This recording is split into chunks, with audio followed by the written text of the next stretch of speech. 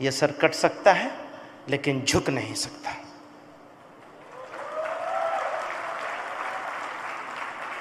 میں بات شروع کروں گا، چونکہ سبجیکٹ یہ ہے کہ دھرموں کے بیچ میں ڈفرینسز، اسپریچوالٹی،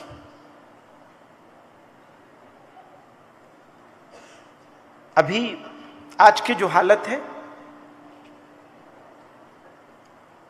تو سب سے بڑا کرائسس میرے خیال میں، دنیا کا جو سب سے بڑا کرائسس ہے وہ دھرموں کے بیچ میں ہے،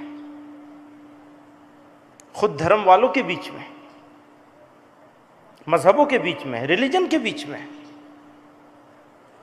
اب سے 3 سال پہلے کانپور میں تھا اور ایسے ہی inter faith inter religious program ہو رہا تھا۔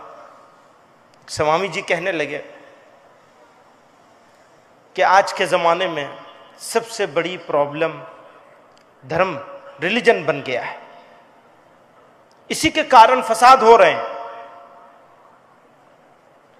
انہوں نے اس کے ادھارن کے طور پر بہت سارے واقعات سنائے، بات ختم ہو گئی، میرا نمبر آیا تو میں نے عرض کیا کہ میں معافی چاہتا ہوں، بڑے آدمی ہیں، ڈس ایگری نہیں کرنا چاہتا، لیکن مجھے ایسا لگتا ہے کہ ہنگامہ، فساد، برائی دھرموں کی وجہ سے نہیں ہے، بلکہ دھرموں کے نام پر پولیٹکس کرنے کی وجہ سے ہے۔ جو راجنیتی ہوگی اگر دھرم کے نام پر، اس سے بربادی ہوگی۔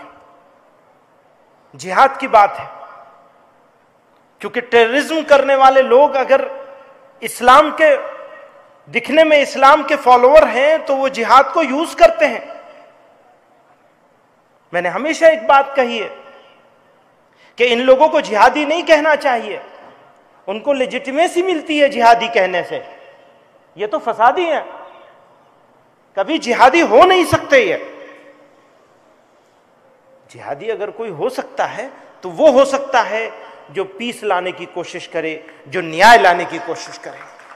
جو انیائے کرے گا، اتیاچار کرے گا، چاہے کسی کے نام پر کرے، ایشور کے نام پہ کرے، بھگوان کے نام پہ کرے، گاڈ کے نام پہ کرے، خدا اور اللہ کے نام پہ کرے، وہ جہادی ہو نہیں سکتا۔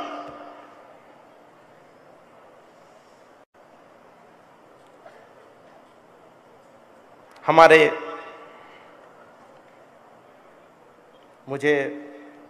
اردو والے لوگ ہیں اور اردو کے کچھ شعر سنانا چاہتا ہوں، ہو سکتا ہے سمجھ میں آئے، ہو سکتا ہے نہ بھی آئے، میں سمجھانے کی بھی کوشش کروں گا۔ کہا لبریز ہے شراب حقیقت سے جام ہند، سب فلسفی ہیں خطے مغرب کے رام ہند۔